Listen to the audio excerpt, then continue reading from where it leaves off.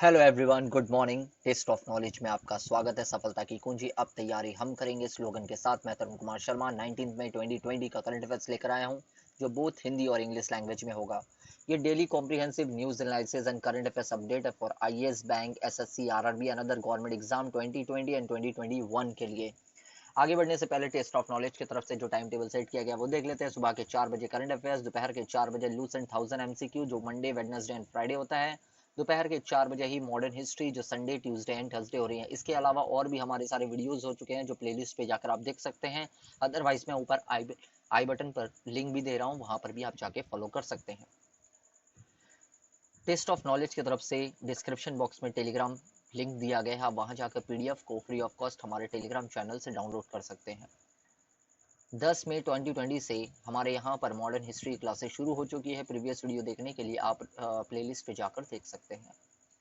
1000 जी के one liner from Lucent, ये हमारी सीरीज करीबन 700 क्वेश्चन कवर हो चुके हैं। प्रीवियस वीडियो देखने के लिए आप आई बटन या प्लेलिस्ट पे जाकर देख सकते हैं। चलिए आज का पहला क्वेश्चन शुरू करते हैं। टॉप 33 क्वेश्चन के ऊपर हम बात करेंगे, उसके बाद हमारा इनिशिएटिव होगा और उसके बाद इंपॉर्टेंट डे अगर हो तो उस पर बात करेंगे हम लोग। The central government has approved the modification of the detailed project report of the multi-purpose project at J&K, Jammu and Kashmir, on the river Uj. The river Uj is tributary of which river? केंद्र सरकार ने उज नदी पर बहुउद्देशीय परियोजना, माने जम्मू कश्मीर में है ये उज, की विस्तृत परियोजना रिपोर्ट के संशोधन की मंजूरी दे दी है। उज नदी किस नदी की सहायक नदी है? सतलज, रावी, चेनाब या झेलम? और इसी तरह के क्वेश्चन आते हैं, उस समय हम कंफ्यूज हो जाते हैं कि एग्जामिनर कैसे कहाँ से क्वेश्चन ला रहा है ये सारे। तो यही करंट अफेयर्स अगर आप अच्छे तरह से फॉलो कर लेते हो तो ऑलमोस्ट आपकी रैंकिंग सिक्योर हो जाती है, आपको रैंकिंग मिलना कंफर्म के लगभग हो ही जाता है। तो करंट अफेयर्स को ज्यादा करके फॉलो किया करिए, क्योंकि वहीं से सारे क्वेश्चन बनना शुरू होते हैं। ये देखिए ज्योग्राफी का क्वेश्चन है लेकिन बन रहा है करंट अफेयर्स में। तो इसका करेक्ट आंसर है रावी। ये जो उज रिवर है वो रावी की सहायक नदी है। Which is the total number of mandis that was integrated with the ENAM platform of electronic agriculture trading portal as on 15 May 2020?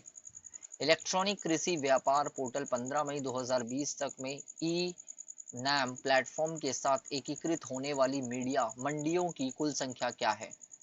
1000, 1500, 1200 या 900? तो इसका करेक्ट आंसर है 1000। इस मंडियों की संख्या कितनी है? 1000, जो इनैम प्लेटफॉर्म के साथ अब जुड़ने वाली है। Indian government has set a renewable energy installations target.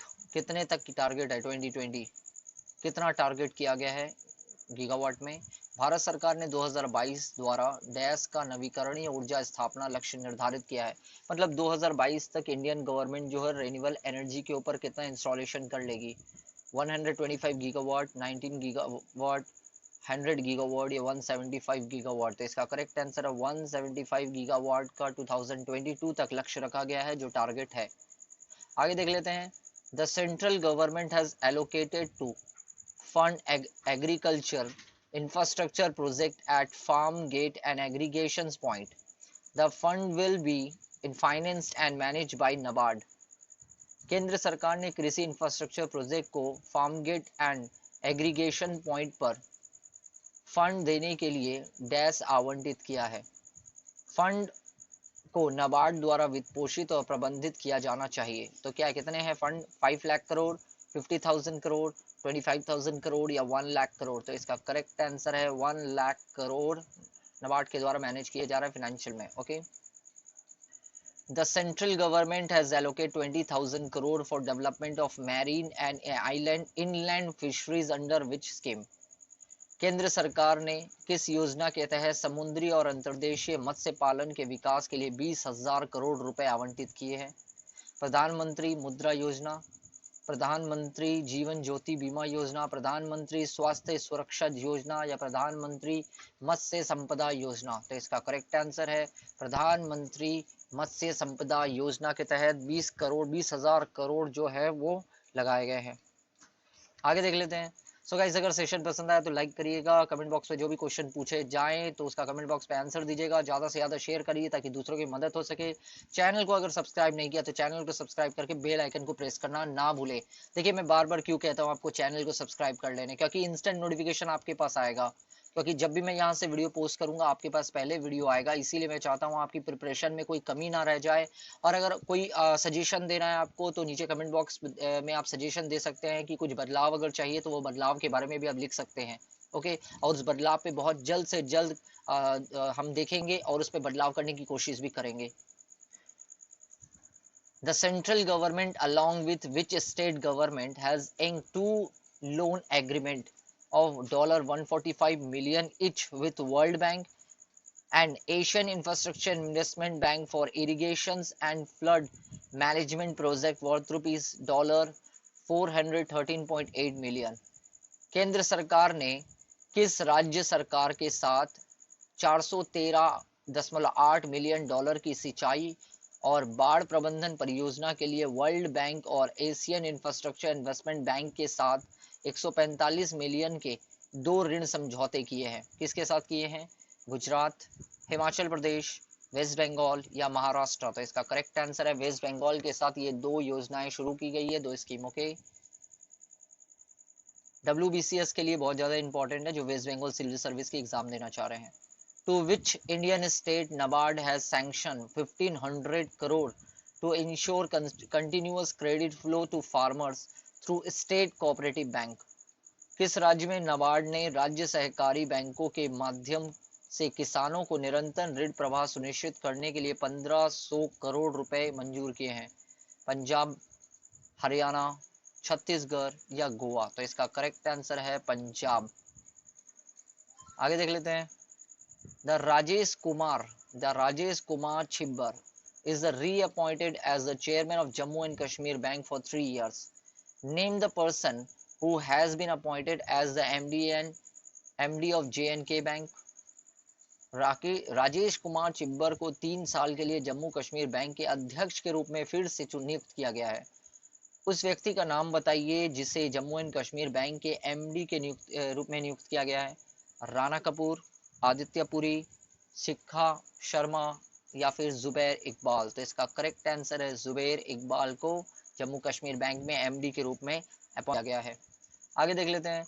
Name the person who headed the group of ministers panel which proposes land pooling to corporatize agriculture and margining MNREGA with skilling programme? उस व्यक्ति का नाम बताइए जिसने group of ministers panel का नेतृत्व किया था जो कृषि को कॉर्पोरेट बनाने और कौशल कार्यक्रमों के साथ मनरेगा को विलय करने के लिए भूमि पूलिंग का प्रस्ताव रखता है। राव इंद्रजीत सिंह, थावर चंद्र गहलोत, महेंद्र नाथ पांडे या राजकुमार सिंह? तो इसका करेक्ट आंसर है Thawar Chandra Gehlot. Name the person who heads a 5-member high power committee formed by Andhra Pradesh government to investigate leakage of styrene gas from the LG Polymers India Limited Visakhapatnam? ये वेरी इंपॉर्टेंट क्वेश्चन आने वाले exam के लिए। जो विशाखापट्टनम में आपको पता है गैस लीक हुई थी जिसमें काफी लोगों की मौत भी हुई है ना, तो उसी के बारे में है। एक बार आपकी भोपाल गैस ट्रेजिडी हुई थी जो 1984 में, और दूसरे बार अभी हुई है 2020 में। तो बहुत ज़्यादा इंपॉर्टेंट क्वेश्चन है, याद रखना है आपको।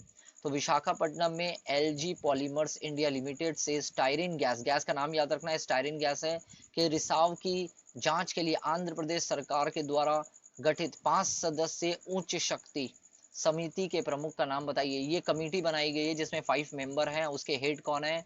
नीरव कुमार प्रसाद, विनय चंद या फिर कारिकाल वाल्विन या फिर आरेक मीणा? तो इसका करेक्ट आंसर है नीरव कुमार प्रसाद जो हेड है इस कमेटी के, उनकी अध्यक्षता में कमेटी बनाई गई है 5 मेंबर्स कमेटी। इंपॉर्टेंट है, याद रखना है। Which company has acquired the remaining 25% stake in Kenya-based Canon Chemical Limited? किस कंपनी ने केनिया स्थित कैनन केमिकल लिमिटेड में शेष 25% हिस्सेदारी का अधिग्रहण किया है? Godrej east Africa holding, Parle agro holding, ITC Africa holding या मैरिको इंडिया? तो इसका करेक्ट आंसर है गोदरेज ईस्ट अफ्रीका होल्डिंग। आगे देख लेते हैं, what is the cost of defence testing infrastructure scheme DTIS which was approved by the defense minister Rajnath Singh to create testing infrastructure of for the defense sector recently। रक्षा परीक्षण अवसंरचना योजना की लागत क्या है जिसे रक्षा मंत्री राजनाथ सिंह ने हाल ही में रक्षा मंत्री के लिए परीक्षण बुनियादी ढांचा बनाने के लिए अनुमति किया था? 100 करोड़, 500 करोड़, 1000 करोड़ या 400 करोड़? तो इसका करेक्ट आंसर है 400 crore. The 103rd Landing Craft Utility LCU Mark IV class vessels named INLCU 5। Okay, ये देखिए 57 है, ये मैं जरा इसको इरेज कर दूं, समझने में कंफ्यूजन हो रहा होगा आपको।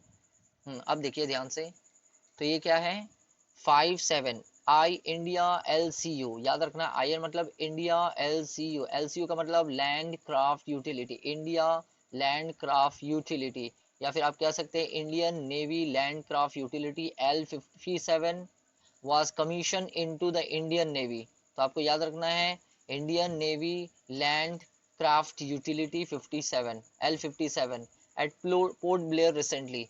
Name the company which built INLCU L57। किसने बिल्ड किया है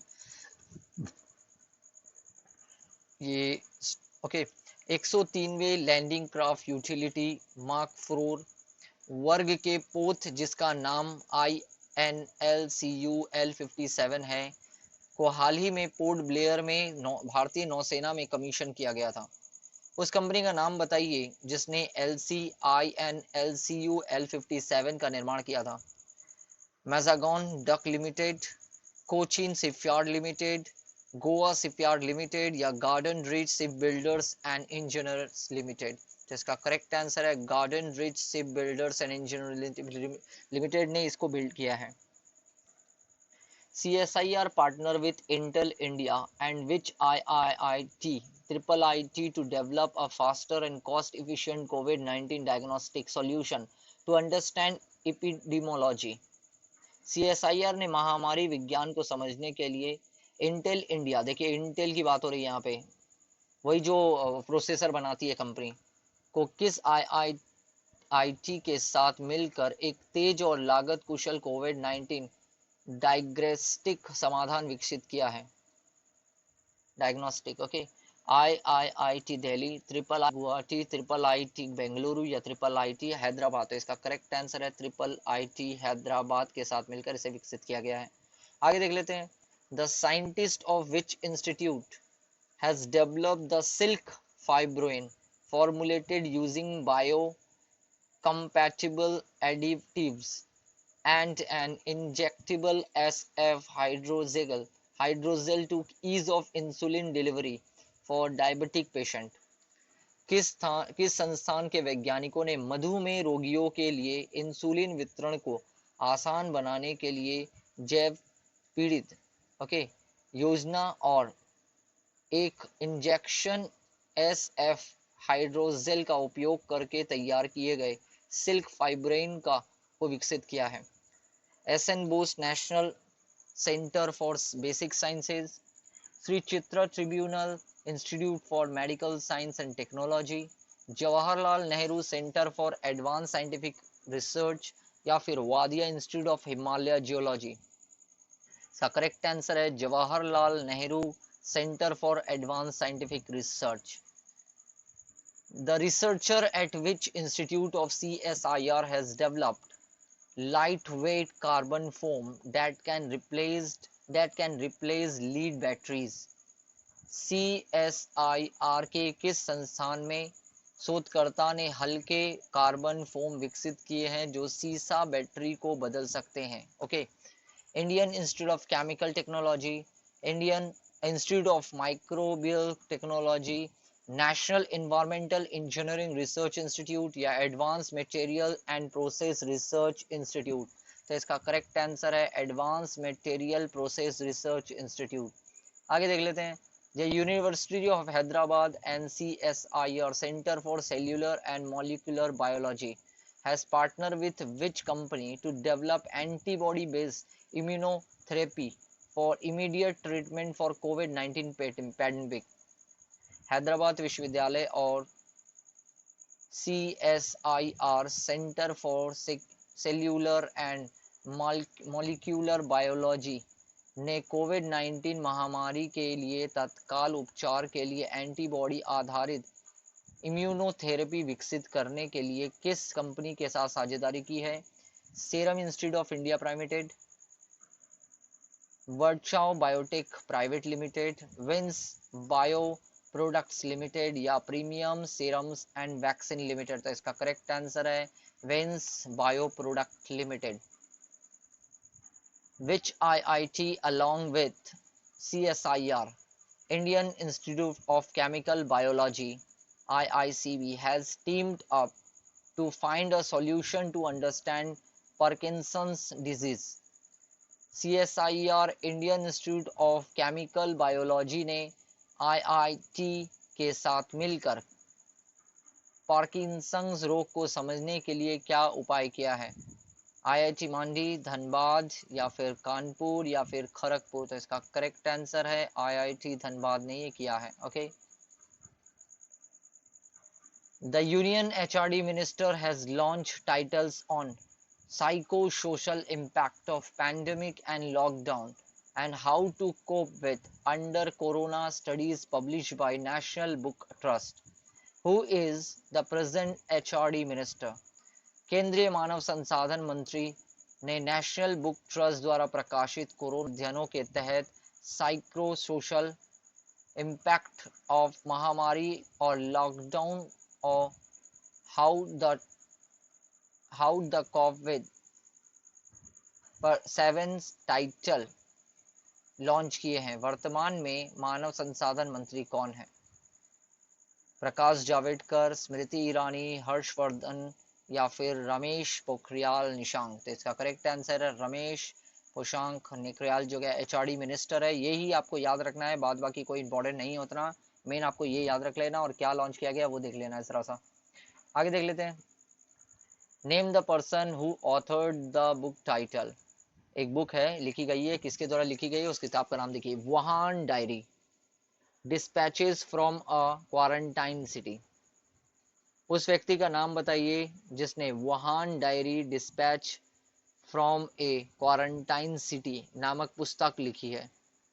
लुक कुसन, मो यान, हुआ यू या फान फांग? तो इसका करेक्ट आंसर है फांग फांग. ओके, इन्होंने ये किताब लिखी है. When was International Day of Light organized by UNESCO observed annually? Anniversary of the first successful operation of the laser in 1960 by the Theodore Maiman. UNESCO द्वारा प्रतिवर्ष आयोजित इंटरनेशनल डे ऑफ लाइट कब मनाया गया? 1960 में थियोडर मेमन द्वारा laser के पहले सफल संचालन की वर्षगांठ पर. 14 में, 20 में, 18 में या 16 में? तो इसका करेक्ट आंसर है 16 मई को मनाया गया है ये डे यूनेस्को के द्वारा. क्या नाम है? Day of light, international day of light organise किया गया है 16 मई को. Which of the following day was observed annually on May 16 in India suggested by the Union Health Ministry? केंद्रीय स्वास्थ्य मंत्री द्वारा सुझाए गए भारत में निम्नलिखित में से किस दिन प्रतिवर्ष 16 मई को मनाया जाता है? कौन सा दिन मनाया जाता है? National dengue day, national cholera day, national polio day या नेशनल डायबिटीज डे? तो इसका करेक्ट आंसर है national dengue day. National dengue day हर साल 16 मई को मनाया जाता है. ओके, आगे देख लेते हैं. What is the name of cyclone that is likely to hit the coast of Odisha and West Bengal on 20 मई? 20 मई को उड़ीसा और पश्चिम बंगाल के तट पर आने वाले चक्रवात का क्या नाम है? माने आपको पता है कि तूफान आने वाला है 20 तारीख को, तो थोड़ा सावधान रहिएगा. ओके, लाइटली मत लीजिएगा इसको, घर में ही रहिएगा. मैरी इस तूफान का नाम है या अम्फान इस तूफान का नाम है? फानी या नैन्सी? तूफान का नाम क्या है? तो इस तूफान का नाम है अम्फान. ओके, अम्फान इस तूफान का नाम है जो कहाँ आने वाला है? उड़ीसा के तट पर और वेस्ट बंगाल के तट पर. National award winning director, national award winning director Ratnakar Matakari passed away on 17th May 2020 after testing positive for coronavirus. He was a renowned theatre personality belonging to which among the following state? राष्ट्रीय पुरस्कार विजेता निर्देशक रत्नाकर मटाकारी का निधन 17 मई 2020 को corona virus के लिए सकारात्मक परीक्षण के बाद हो गया है। वह एक प्रसिद्ध रंगमंच का व्यक्ति था जिसका निम्न राज्यों से संबंध है। माने कौन से राज्य से बिलोंग करते थे? कर्नाटका, महाराष्ट्र, तमिलनाडु या फिर आंध्र प्रदेश। तो ये महाराष्ट्र से बिलोंग करते थे। कौन? विनिंग अवार्ड जो थे, national award winning Ratnakar Matkari. Okay, आगे देख लेते हैं। Which among the following state has decided to provide video calling facility TV set to COVID-19 patient? निम्नलिखित में से किस राज्य ने वीडियो कॉलिंग की सुविधा साथ ही साथ कोविड-19 रोगियों के लिए टीवी सेट प्रदान करने का निर्णय लिया है? मतलब वो जो हॉस्पिटल में है या उनके जो दिक्कत हो रही है, फैमिली से मिल नहीं पा रहे हैं क्योंकि वो तो क्वारंटाइन में है, तो उनकी मदद के लिए अब कौन सी स्टेट आगे बढ़कर आई है और उन्हें कहा है कि आप फैमिली से वीडियो कॉलिंग पे बात कर सकते हैं और आपको टीवी भी दे दिया जाएगा, आप न्यूज़ देखिए उसमें। ओके, इस तरह की पहल कौन सा स्टेट कर रहा है? उत्तर प्रदेश, दिल्ली, मध्य प्रदेश या महाराष्ट्र? तो इसका करेक्ट आंसर है मध्य प्रदेश इस पहल को शुरू कर रहा है। ओके, बहुत अच्छी पहल है। US private equity firm Generally Atlantic has decided to invest rupees 6,600 crore in which among the following Indian companies? America की निजी इक्विटी फर्म जनरल अटलांटिक ने 6,600 करोड़ रुपए का निवेश करने का फैसला किया है, जिसमें निम्नलिखित में से भारतीय कंपनियों में से एक है। कौन सी कंपनी है? फ्लिपकार्ट, बिग बास्केट, रिलायंस जियो या वोडाफोन आइडिया? तो इसका करेक्ट आंसर है रिलायंस जियो में ये इन्वेस्टमेंट की बात की गई है। किसके द्वारा? यूएस की प्राइवेट इक्विटी फर्म जो है जनरल अटलांटिक। ओके, आगे देख लेते हैं। When did Maharashtra CM Uddhav Thackeray take a oath as the member of a legislative council? Maharashtra के सीएम उद्धव ठाकरे ने विधान परिषद के सदस्यों के रूप में कब शपथ ली थी? May 16th, May 17th, May 15th या May 18th? तो इसका करेक्ट आंसर 18 तारीख को, मतलब कल इन्होंने शपथ ली थी, याद रखना है। गाइस देखिए टोटल 33 क्वेश्चन है यहाँ पर, उसके बाद इनिशिएटिव भी होगा। आपको हार नहीं माननी है, बस लगे रहना है, सिलेक्शन आपके हाथ में ही आएगा। बस बने रहिए, वीडियो को हाफ देख के मत छोड़ दीजिएगा क्योंकि आगे बहुत इंपॉर्टेंट पॉइंट है। आगे देख लेते हैं। Which among the following two countries are not signatories of the EU European Union bucket resolution on COVID-19 response that seek independent inquiry into the coronavirus origin?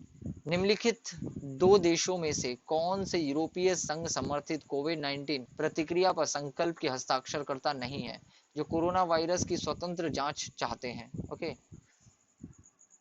कौन है? US, China, UK, Australia, Russia, India या फिर China, Japan? तो इसका correct answer है US और China.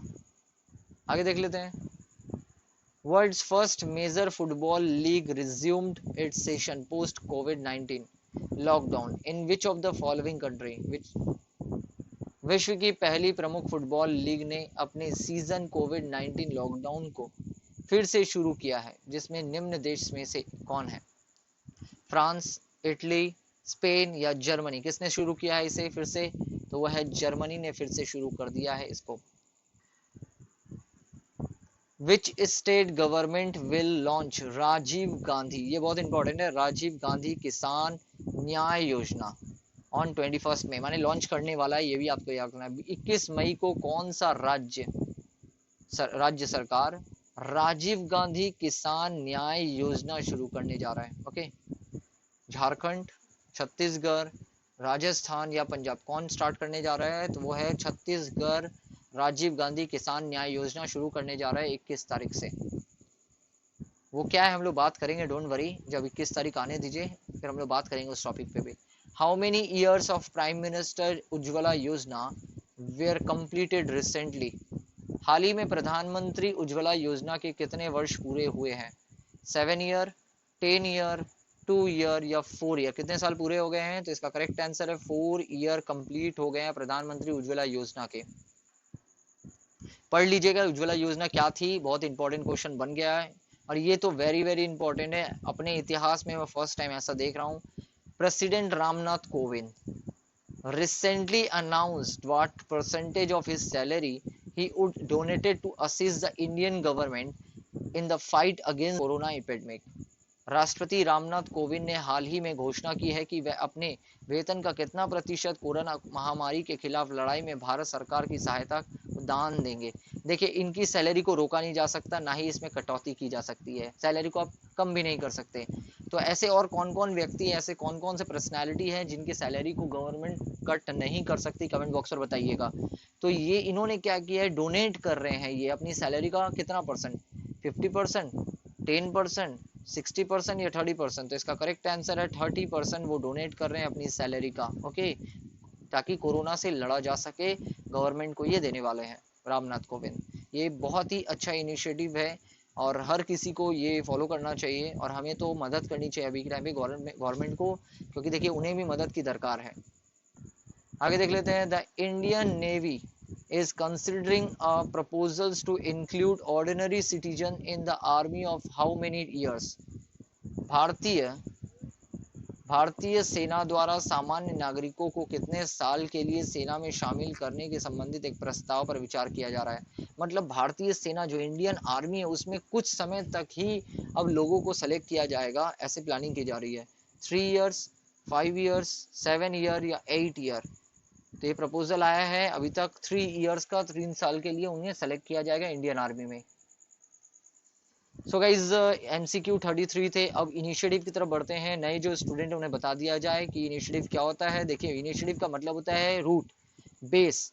जब तक आप अपने जड़ को मजबूत नहीं करेंगे तब तक आप अपने टारगेट को अचीव नहीं करेंगे, ऑनर नहीं कर पाएंगे। और आपका टारगेट क्या है, गवर्नमेंट सर्विस। तो गवर्नमेंट सर्विस को अगर आप अचीव करना चाहते हैं तो अपने बेस को मजबूत करना पड़ेगा। इसी हम कहते हैं पहल, मतलब इनिशिएटिव। तो चलिए देखते हैं क्या है ये इनिशिएटिव। अबाउट DGQA, ऊपर जो भी बात होती है हमारी उससे रिलेटेड जो इंपॉर्टेंट टॉपिक होते हैं वो हम यहाँ पर इनिशिएटिव में बात करते हैं। तो DGQA का मतलब होता है directorate general of equality assurance. Headquarter क्या है, न्यू दिल्ली इंडिया में। डायरेक्टर जनरल कौन है, लेफ्टिनेंट जनरल संजय चौहान इसके डायरेक्टर जनरल है। कंस्टिट्यूएंसी कौन है, Rajnath Singh, Lucknow Uttar Pradesh, okay. Ministry of जल शक्ति। The Ministry of Water Resource, Rivers Development and Ganga Rejuvenation was renamed as the Ministry of Jal Shakti on 14 June 2019। में क्या हुआ था कि ये जो मिनिस्ट्री ऑफ आप देख रहे हैं, ministry of water resources and development and Ganga rejuvenation का नाम बदल कर क्या कर दिया गया, जल शक्ति। बहुत इंपॉर्टेंट पॉइंट है, आपको याद रखना है। कंटिन्यूअसली जल शक्ति नाम से क्वेश्चन बनते हुए आ रहे हैं और अभी भी बनेंगे, ठीक है। इसके मिनिस्टर कौन है, गजेंद्र सिंह शेखावत। और मिनिस्टर ऑफ स्टेट कौन है, रतन लाल कटरिया। ये आप देख सकते हैं यहाँ पर नीचे लिखा गया है। आगे देख लेते हैं। About ministry of agriculture and farmers welfare. Minister कौन है, नरेंद्र सिंह तोमर इसके मिनिस्टर हैं। मिनिस्टर ऑफ स्टेट कौन है, पुरुषोत्तम रूपाला और कैलाश चौधरी। ये आप देख सकते हैं यहाँ पर। IEEE क्या है, तो देखिए Indian institute of Energy Economics and Financial Analysis इसका फुल फॉर्म है। It conducts researches and analysis on financial and economic issues related to the energy and the environment. Environment से रिलेटेड काम करता है। इसका हेडक्वार्टर कहाँ है, क्लीवेलैंड ओहियो यूनाइटेड स्टेट में। एसिक इसका फुल फॉर्म है employees state insurance corporation. Headquarter है न्यू दिल्ली। डायरेक्टर जनरल कौन है, Anuradha Prasad. Indian defence account services, ये IAS, okay, Indian defence account services. आगे देख लेते हैं वर्ल्ड बैंक के ऊपर। ये लोगो है वर्ल्ड बैंक का। हेडक्वार्टर का है वाशिंगटन DC यूनाइटेड स्टेट में है, माने अमेरिका में है। प्रेसिडेंट कौन है, डेविड मालपासा। और मेंबर कौन कितने हैं, 189 मेंबर्स हैं। ये करंट डेटा है, आपको और खोजने की दरकार नहीं है, करंट डेटा है, याद रखना है। अबाउट AIIB, ओके, AIIB का फुल फॉर्म होता है Asian infrastructure investment bank. Headquarter क्या है, बेजिंग चाइना। और प्रेसिडेंट कौन है, जिन लिक्विन। और मेंबरशिप कितनी है, 102 मेंबर है इसके, 80 मेंबर्स एंड 22 प्रोस्पेक्टिव मेंबर्स हैं। प्रोस्पेक्टिव मेंबर्स क्या होता है, उन्हें मेंबर बनाया जाएगा, ओके, लिस्ट में अभी लाइन में है वो। इसी को मिलाकर 102 मेंबर बन रहे हैं, मान लिस्ट में आ चुके हैं। अबाउट वेस्ट बंगाल के बारे में देख लेते हैं। ममता बनर्जी सीएम है, कोलकाता इसकी कैपिटल है, ये वेस्ट बंगाल आप देख सकते हैं। आगे देख लेते हैं, नबार्ड के बारे में देख लेते हैं। नबार्ड का फुल फॉर्म होता है national bank for agricultural and rural development. कभी कभी एग्जामिनर इधर उधर कर देता है, जैसे आपको बोल देगा national bank for national agriculture bank for rural development, तो कंफ्यूजन होता है, इसीलिए मैं कह रहा हूं आपको, क्योंकि देखिए नेशनल एग्रीकल्चर ला देगा एग्जाम में, फिर बैंक लाएगा, जबकि वो गलत होगा। तो क्या होगा, नेशनल बैंक, तो नेशनल एनए जो है वो नेशनल को इंडिकेट करता है। Okay, national bank for agriculture अब आता है एंड रूरल डेवलपमेंट, याद रखना है आपको, इसका फुल फॉर्म याद रखना है। हेडक्वार्टर क्या है, मुंबई महाराष्ट्र में। चेयरमैन कौन है, हर्ष कुमार भानवाला इसके चेयरमैन है। जम्मू एंड कश्मीर के बारे में देख लेते हैं, जम्मू कश्मीर बैंक के बारे में। हेडक्वार्टर का है श्रीनगर, जम्मू कश्मीर। ओके, और टैगलाइन क्या है, सर्विंग टू एम्पावर, ये देखिए सर्विंग टू एम्पावर इसकी टैगलाइन है। Godrej consumer products limited GCPL के बारे में देख लेते हैं, इसका हेडक्वार्टर मुंबई महाराष्ट्र में। मैनेजिंग डायरेक्टर कौन है या सीईओ कौन है, विवेक गंभीर इसके मैनेजिंग डायरेक्टर या एनसीओ है। और कैनन के बारे में अगर हम बात करें तो कैनन का हेडक्वार्टर है नैरोबी केनिया। कैनन का मैंने यहाँ लोगो देना भूल गया मैं, कोई बात नहीं, आप याद रखना कैनन का। कैनन भी एग्जाम माने को आपके आज के करंट अफेयर्स में आया है, इसीलिए इंपॉर्टेंट हो जाता है। नैरोबी केनिया कैनन का केमिकल्स लिमिटेड का हेडक्वार्टर है। GRSE मतलब garden reach ship builder and engineers, यहाँ देख सकते हैं आप। हेडक्वार्टर कहाँ है, कोलकाता वेस्ट बंगाल में है। चेयरमैन एंड मैनेजिंग डायरेक्टर कौन है, rear admiral Vipin Kumar Saxena. Intel के बारे में देख लेते हैं, इंटेल का लोगो ये रहा। और चेयरमैन कौन है, डॉक्टर उमर इशार्क। सीईओ कौन है, रॉबर्ट बॉब एच स्वान। वाइस प्रेसिडेंट इंटेल इंडिया के कौन है, निवृत्त। एक मिनट में इसको हटा देता हूँ, आपको समझ में थोड़ी सी दिक्कत हो रही होगी। लीजिए अब देखिए ध्यान से, कौन है, Nivruti Rai. Data platform group general manager है ये। IIIT का फुल फॉर्म होता है international institute of information technology Hyderabad. Director कौन है, PJ नारायण। और फाउंडेड कब हुआ था, 1998 में। JNKCASR इसका फुल फॉर्म होता है Jawaharlal Nehru centre for advance scientific research, इसका फुल फॉर्म है।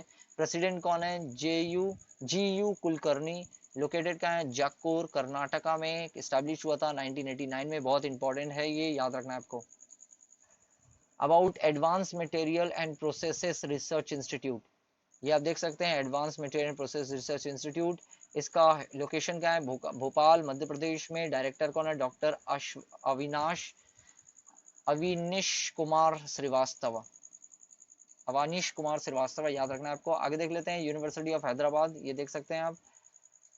इसका मोटो क्या है, सा विद्या या विमुक्तया, एजुकेशन रिजल्ट इन लिबरेशंस। चांसलर कौन है, जस्टिस एल नरसिम्हा रेड्डी इसके चांसलर हैं। IIT ISM धनबाद के बारे में देख लेते हैं, यहाँ पर आप देख रहे हैं। डायरेक्टर कौन है, राजीव शेखर। डिप्यूटी डायरेक्टर कौन है, JK पटनायक। और मेन कैंपस क्या है, सनबाद झारखंड। NBT के बारे में जरा से देख लेते हैं। NBT का फुल फॉर्म होता है national book trust India. Chairman कौन है, गोविंद प्रसाद शर्मा। हेडक्वार्टर क्या है, वसंत कुंज दिल्ली में। यूनेस्को के बारे में जरा सा देख लेते हैं, हेडक्वार्टर है पेरिस फ्रांस। और डायरेक्टर कौन है, Audrey Azoulay. Ministry of health and family welfare के बारे में देख लेते हैं। यूनियन मिनिस्टर कौन है, हर्षवर्धन। मिनिस्टर ऑफ स्टेट कौन है, अश्वनी कुमार चौबे। सेक्रेटरी कौन है, प्रीति सुदान, ये आप देख सकते हैं। गाइस ये मैं कोई भी अपने मन से कोई भी क्वेश्चन नहीं बनाया हूँ, यहाँ पर जो भी करंट अफेयर्स में आया हुआ डेटा है आज का, वो सारे के सारे हम बात कर रहे हैं, इग्नोर नहीं करना है आपको। आगे देख लेते हैं आंध्र प्रदेश के बारे में। आंध्र प्रदेश न्यूज में अभी, इसीलिए ये देख सकते हैं Andhra Pradesh.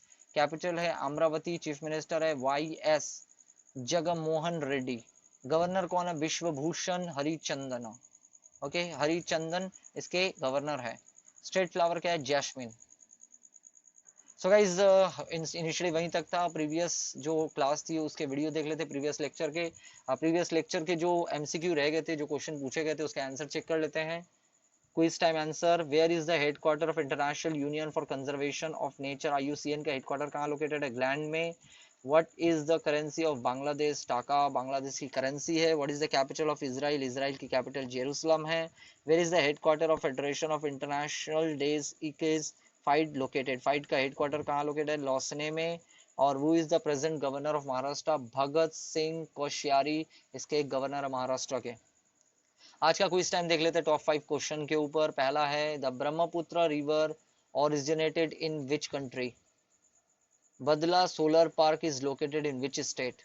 Where is CSIR Center for Cellular and Molecular Biology located? Papikonda National Park is located in which state? Who is the Director General of UNESCO? UNESCO के डायरेक्टर जनरल कौन है? अगर आज आपने वीडियो को अच्छी तरह से देखा होगा तो उसका मैक्सिमम आंसर दे पाएंगे आप।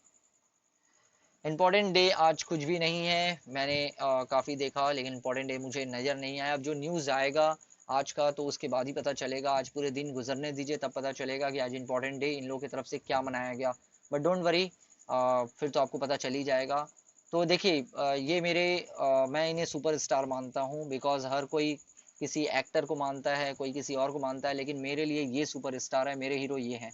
आई होप बहुत जन के ये एपीजे अब्दुल कलाम हीरो होंगे। ओके, मेरे लिए ये हीरो हैं। इनके एक कोट हम बात करते हैं, the best brain of the nation may be found on the last bench of the classroom. जो दुनिया का सबसे तेज दिमाग होता है, याद रखना, जो बेहतर दिमाग होता है, आप तेज कह सकते हैं, बेहतर दिमाग कह सकते हैं, वो ज्यादातर क्या होता है, बेंच, लास्ट बेंच पे बैठता है। क्लास में बहुत सारे बच्चे बैठते हैं, कोई सामने बैठता है, कोई मिडिल में बैठता है, लेकिन जो बेस्ट ब्रेन होता है वो हमेशा लास्ट बेंच पर बैठता है। ये इनका कहने का मतलब ये है। ओके, जबकि आपको पता है में भी लगा दिया गया है, तो ये हमेशा ऐसा क्यों कहा था इन्होंने? क्योंकि ये लास्ट बेंच पर ही बैठते थे। और गाइज बहुत सारे ऐसे स्टूडेंट होंगे हिंदी मीडियम के जो मुझे सुन रहे होंगे, मुझे पता है कि आर्थिक हालत खराब हुई है बहुत जन की, बचपन से एजुकेशन उन्हें अच्छा नहीं मिला है, तो वो भी लास्ट बेंच पर ही बैठते थे क्योंकि ना ट्यूशन मिला कभी, ना कुछ और फैसिलिटी मिली, जिसके वजह से उन्हें मन में एक डर भी था, तो इसी वजह से शायद वो लास्ट में बैठे होंगे। लेकिन अब वो बात आपको इग्नोर करनी है। आप चाहे फ्रंट में बैठे हो या लास्ट में बैठे हो, आप अभी सब इक्वल हो।